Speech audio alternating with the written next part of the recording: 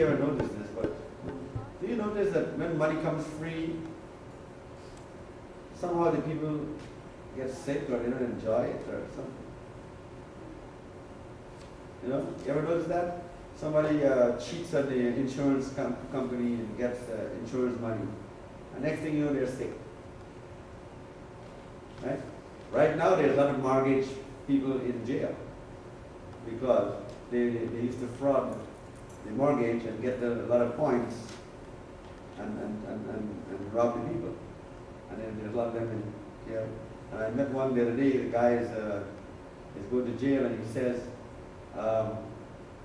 well, you know, why is God against me? He said, God is not against you. God is giving you a chance to recover yourself in jail. And the reason why is because did you take the money? Yes, you take the money. Did you get the extra money? Yes, you got the extra money. Yeah. Well, that was a mistake. No, it's not a mistake. It's karma. It's karma. So, you know, all of these people who end up in jail, there's a reason.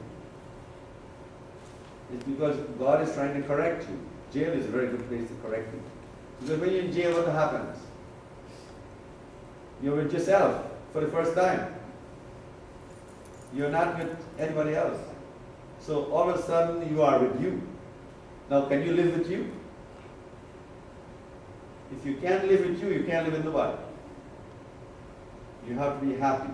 And that's what attracts men. And women, of course. When the guy is happy, the women are attracted to him. And tell me if that's not true. When the guy is sad and he's angry or something, you don't want that guy. Right? Right? When a woman is happy, the guy is attracted to her. And I see a lot of that because when the wives come after 2, 3 years, 5 years of marriage and they look like they're very unhappy. And so the guy automatically is not attracted to that. He's not attracted to unhappiness. You know, so he runs away or something like that. But when a woman is happy, the guy is happy. Right? And no man can doubt that he's controlled by that. Oh, if a woman is happy, he's controlled, totally controlled. When a woman is sad, makes him edgy, makes him nervous. So a happy person is always, and it has to do with the love of yourself. So imagine, there's no difference between jail and a hotel room. If you're in a hotel room, it's the same like jail, except you get to open the door. But in the jail, you don't get to open the door. Right? So that's the jail. So where's the jail really? In the mind.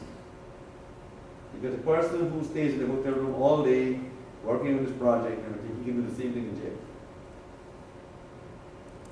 Except that he will not, because he thinks that in his mind that he cannot walk out of the room.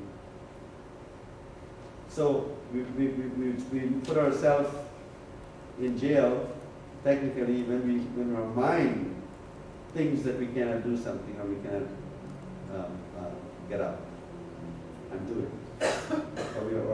Or some loved one is keeping us in prison by don't go anywhere, don't do this, don't do this, don't do that.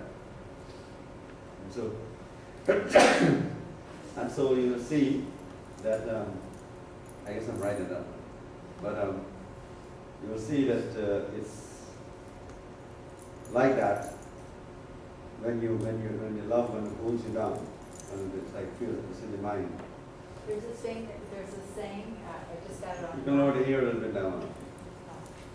There's a saying on the mouse pad. I think it was Henry Ford said. He says, "If you think you can, or you think you can, you're right."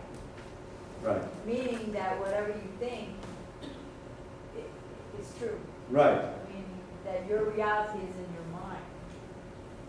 Well, there was just 2 guys on Facebook arguing about God, and they were talking about who's God and what is God and so on, and where can you find God and so on, and they're cursing out each other about religion and so on. And really, in the end, the conversation came in that God was the air and the water and everything. And if they stop breathing, they will die. So we have to realize that there is a religion in every person. Every person has their own religion. Because no matter what, and Linda knows this, no matter what we try to convince somebody that they have to pray, they won't do it. Unless they have problems. And I experience that all the time.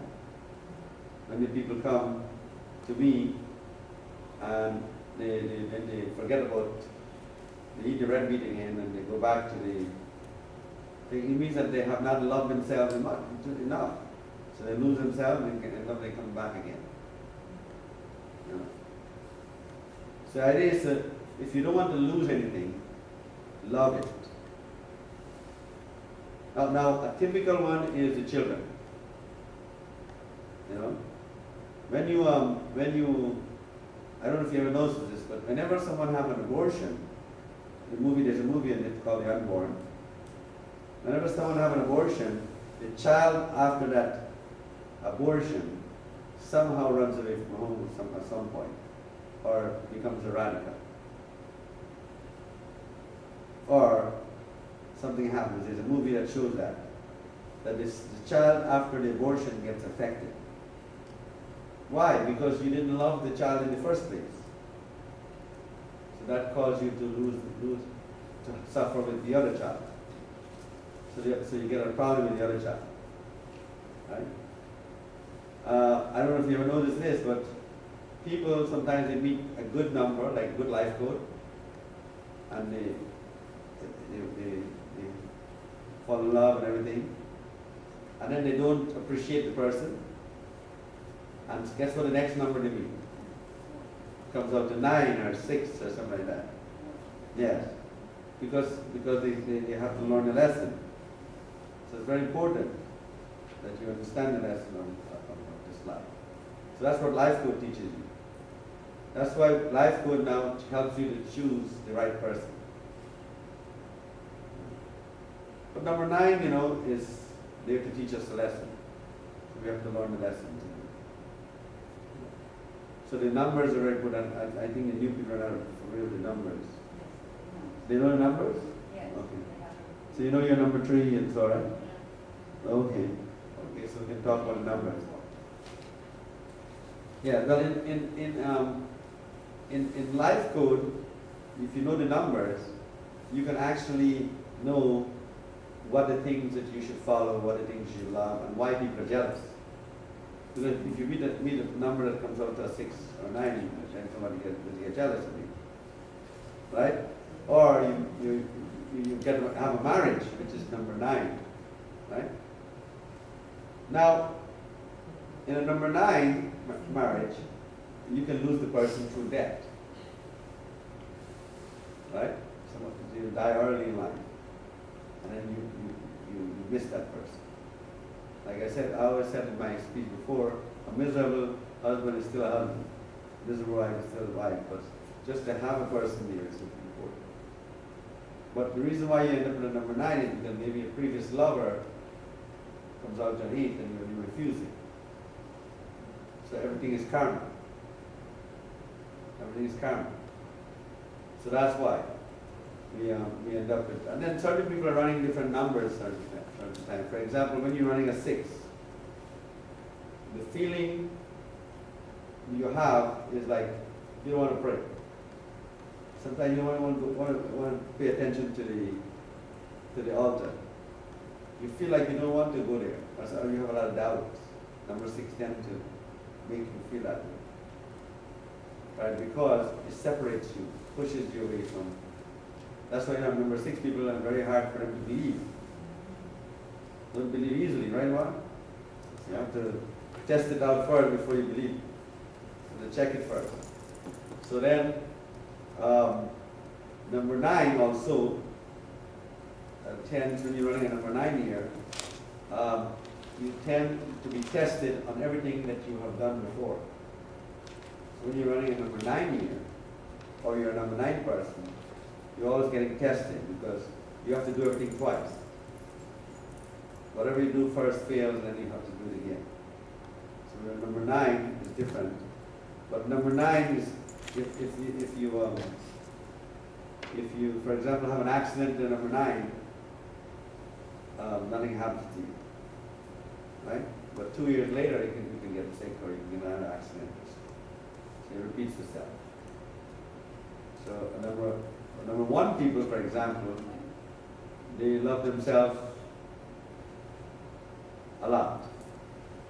In other words, they worry too much, worry quickly about everything. And number 4, it gets very stressed. Right? So if you know what your quality is, you can work on that. For example, what would number 4 people need to do? They have to learn to relax. They don't relax. They never meditate and relax. Right?